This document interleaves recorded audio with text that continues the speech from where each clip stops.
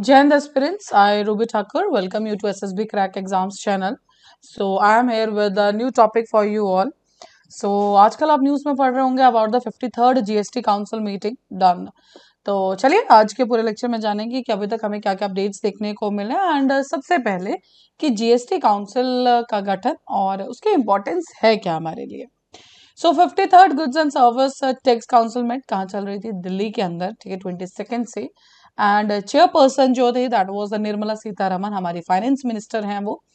तो of course कुछ taxes लगाए गए हैं, कुछ आइटम्स को जीएसटी के अंदर डाला गया है, कुछ एग्जाम्पशंस हमें देखने को मिली है. तो चल जानेंगे हम लास्ट में कि अभी तक क्या क्या चेंजेस है जो हमें देखने को मिले हैं.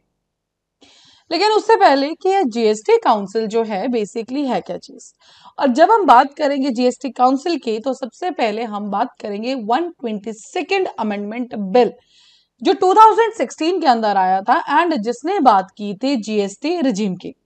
एंड उसके बाद जीएसटी टैक्स आप सब जानते हैं 2017 में लागू हुआ था. अब आप सब जानते हैं कि जीएसटी के अंदर बेसिकली था क्या, पहले बहुत सारे टैक्सेस थे जो सेंटर अलग लगाता था और स्टेट अलग लगाता था.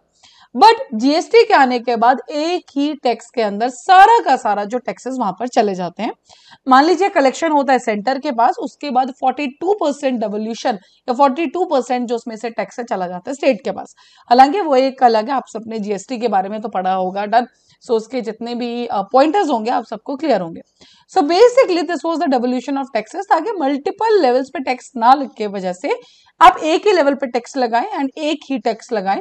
उसके बाद एक जगह जब वो कलेक्ट हो जाएगा बाद में बांट दीजिए स्टेट्स के अंदर, डन. बिकॉज सेंटर ही जाके स्टेट जो टैक्स देगा दैट इज टू द, जो पैसा देगा that is to the states only. उसी टाइम पे बात हुई जीएसटी काउंसिल के ऊपर, तो प्रेसिडेंट ऑफ इंडिया जो थे उन्होंने काउंसिल सेट किया, that was the GST council. और जो जीएसटी काउंसिल का जो एक आप कह सकते हैं जो प्रावधान रखा गया दैट वाज द कि ज्वाइंट फोरम होगा किसका, स्टेट्स और सेंटर का. आर्टिकल ध्यान रखिएगा जब भी जीएसटी काउंसिल की बात आएगी, that is the under article 279A clause 1. So this is very important. Amendment थी कॉन्स्टिट्यूशन के अंदर, डन. अब बात करें अगर मेंबर्स की, तो हमेशा से जो चेयरपर्सन रहेंगे that will be the finance minister. उसके बाद जो हमारी बात रहेगी union minister of state finance from the centre. And उसके बाद हर एक स्टेट जो है वो नॉमिनेट करेंगे minister in charge of the finance और टैक्सेशन, और कोई भी और मिनिस्टर एज अ मेंबर. सो अगर आप थोड़ा सा डिटेल में देखेंगे तो देखिए आप इस पिक्चर में भी जान सकते हैं. So yes, that is the union finance minister chairperson है, to be elected vice chairperson, union revenue secretary जो कि एक्स ऑफिशियो सेक्रेटरी है, union minister of state revenue finance और मेंबर, फाइनेंस टैक्सेशन और any other minister of each state और member, chairman of CBEC ex officio permanent invited. तो ये सब मिलकर हमारे क्या बनाएंगे, that is the GST council. तो जैसे कि मैंने बात की कि जरूरत क्या है जीएसटी काउंसिल की, तो इन शॉर्ट बेसिकली अंडर जो आर्टिकल 279 है उसके अंदर ही बात की गई है. और इनका जो मेन काम है वो क्या है, रिकमेंडेशंस देना यूनियन और स्टेट्स को अलग अलग issues related to GST. For example कौन से गुड्स जीएसटी के अंदर आएंगी, किस स्लैब में आएंगे, बिकॉज हमें जीएसटी के अंदर अलग अलग स्लैब्स देखने को मिलते हैं. 5% है, 18% है, 28% है, डन. तो कौन से गुड्स किस में आएंगी, कौन से सर्विसेज के ऊपर कितना जीएसटी लगेगा. तो हर एक जो आप कह सकते हैं पूरा बेस है, जो पूरा का पूरा मॉडल है जीएसटी का, वो डिसाइड किया जाएगा bye the GST council only. तो यही सब चीजें, ये जो सारी वर्किंग है that is done by the GST council. अभी हम आगे पढ़ेंगे, जब आप चेंजेस देखोगे तो ये कौन सी चीज जीएसटी के अंदर डालनी है, कौन से निकालनी है, कौन से एग्जाम्पशंस में रखनी है, कौन से इंक्लूड करनी है. So these are the all things which are maintained by the GST council, done. चलिए अब बात करें जो अभी हमारी जीएसटी काउंसिल अभी तक जो हमें चेंजेस देखने को मिले हैं, तो ये जो एयरक्राफ्ट पार्ट्स है और जो उसके टूल्स हैं, सो उनके ऊपर है 5% IGST on imports of parts, components, testing equipment, tools and tool kits of aircraft. तो 5% के स्लैब के अंडर डाला गया है जो भी इंपोर्ट्स होंगे इन सब जो एयरक्राफ्ट पार्ट्स और टूल्स के रिलेटेड.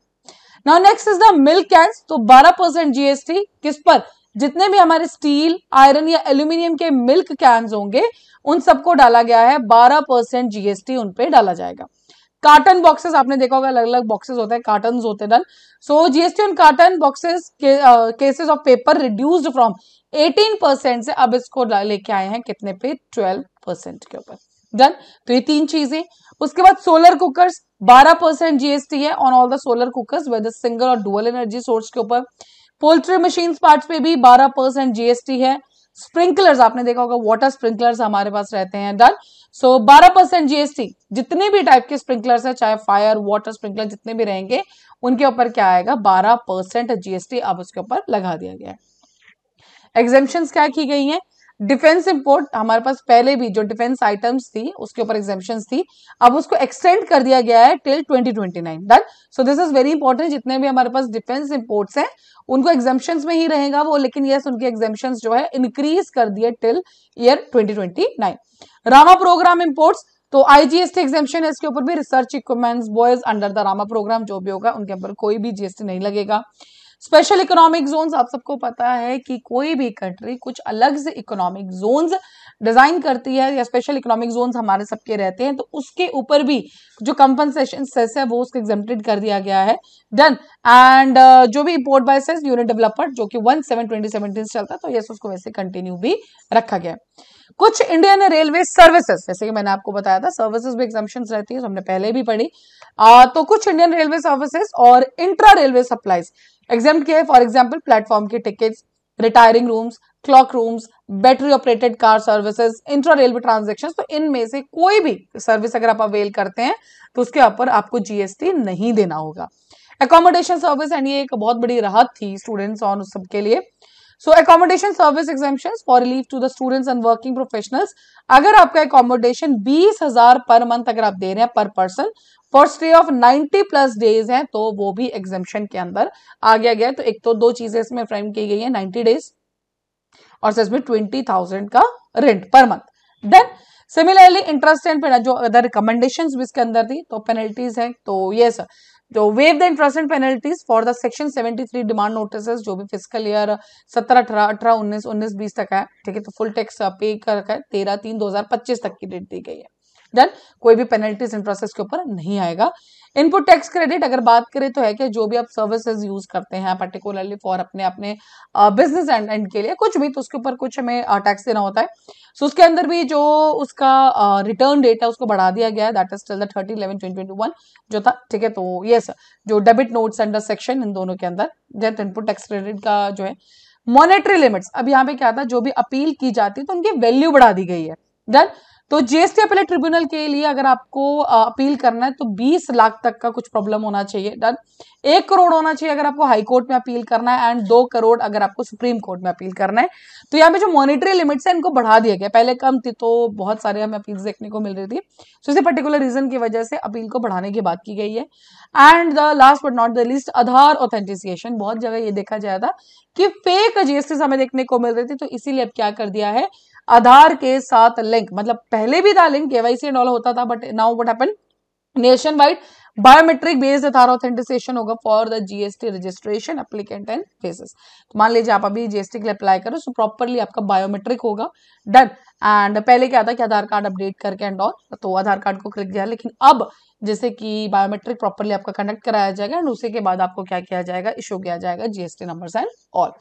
तो ये सारे थे रिकमेंडेशन एंड चेंजेस, ठीक है। सो अभी ये चल रहा है, तो अगर कुछ और अभी कुछ चीजें और भी बहुत ज्यादा न्यूज में चल रही है, जैसे कि अभी तक पेट्रोल डीजल हमारा जीएसटी के अंदर नहीं आता, लेकिन बात हो रही है कि इनको भी डाला जाए, बट द पॉइंट इज यहाँ पे स्टेट्स का बहुत बड़ा प्रॉब्लम आ जाता है, बिकॉज स्टेट्स को हैवी रेवेन्यू लॉस झेलना पड़ेगा, बिकॉज अभी तक पेट्रोल और डीजल के ऊपर स्टेट का भी टैक्स लगता है, डन।